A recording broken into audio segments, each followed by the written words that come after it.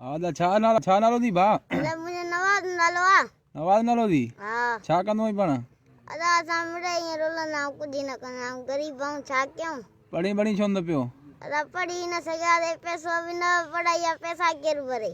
छो तुने पियो छा कंदो आ मुझे पियो गरीब आ अदा गरीब आ हां तुंजी घणी उम्र थींदी मतलब मुझे मेरे 150 साल आ 150 साल हां अदा न यार एतरी कान थींदी यार एतरी आ महंगाई बारे में छा चवण चाहींदा जी तू महंगाई बारे में कुछ लोग चवण चाहियो छा चवंदे ॿुधाए ॾाढी महंगाई जे भाजी भी महंगी जे टमाटर महंगा हां बटालू गरीब माण्हू वञे काॾे अदा गरीब तो जमे त भी वेल में जे मरे त भी वेल में अच्छा गरीब काॾे वञे अदा ॿुधायो भला गरीब जमे ई न आजा भलो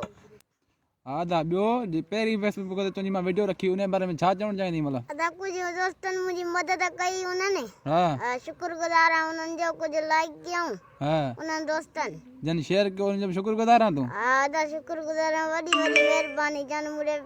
8000 मोकिलिया हुया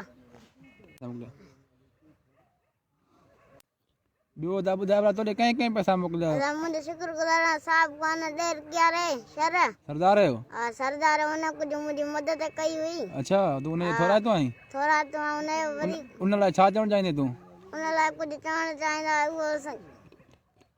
हा दा उन बारे में छा चवण चाहींदे मतलब मां दा हुन शुक्रगुज़ार आहियां हुन ग़रीबनि जी मदद कंदो अला हुनजी मदद कंदो मां दुआऊं कंदो आहियां ॾाढियूं दुआऊं कंदो आहीं हा दा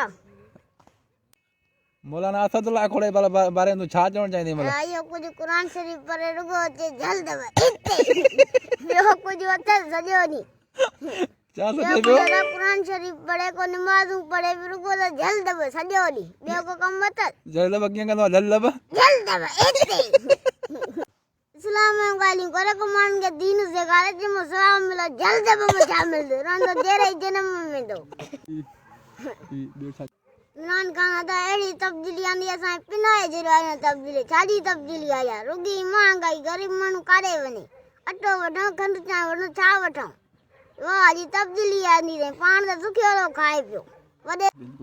असां तब्दीली रोले चलियो आहे वाह जी तब्दीली आंदी अथई गुजरा इन माण्हू अफ़सोस खपे वाह जी तब्दीली आहे छो तब्दीली न आहे त बाक़ी छा आहे काॾे वई त तब्दीली 90 रुपए दौर में खंडु 60 रुपया किलो हाणे 80 रुपया किलो गरीब माण्हू काॾे वञे तूं जो अगरि 50 रुपया खणी टमाटर किलो वठण पोइ छा मिली धिकारी कढी पियो छा मिलियो गरीब माण्हू इहा इज़त ॾिनी पियो छा थींदो छो न मिलियो किलो घणे किलो काॾे मिलियो अदा टमाटर घणे रुपया किलो मिलनि अधु पाव पिया जंहिंमें दाग में ई सड़ी वञे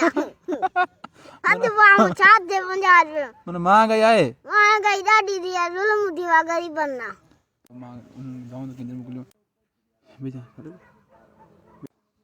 हा त जेके तोखे भला पैसा मिलिया उहे छा कई काॾे कई अदा लटा कपिड़ा वधा हा। घर जो सामान वधा अथई महिरबानी उन्हनि यारनि जन मोकिलिया मदद कयूं भला उन्हनि जी बि कंदो अच्छा तूं उन्हनि खे दुआऊं करींदो हा दुआऊं कयां न कुझु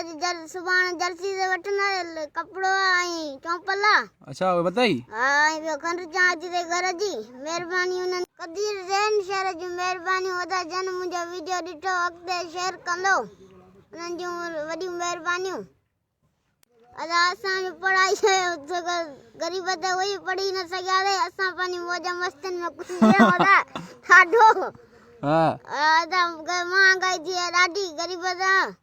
या न माण्हू काॾे वञे अटो वठे खंडु चांहि वठे का तब्दीली असांजी ॿेड़ी ॿोड़ माण्हू काॾे जहिड़े ई फावा खाई मरनि था पिया काॾे वञनि माण्हू ज़ुल्म लॻो पियो छाजे करे ज़ुल्म लॻो पियो आहे महांगाई करे त माण्हू काॾे वञनि वॾा माण्हू वॾी कारनि में था घुमनि माण्हू बगल मोट था घुमनि परे घुमनि छो त कॾहिं पढ़ंदा ई था भाॼी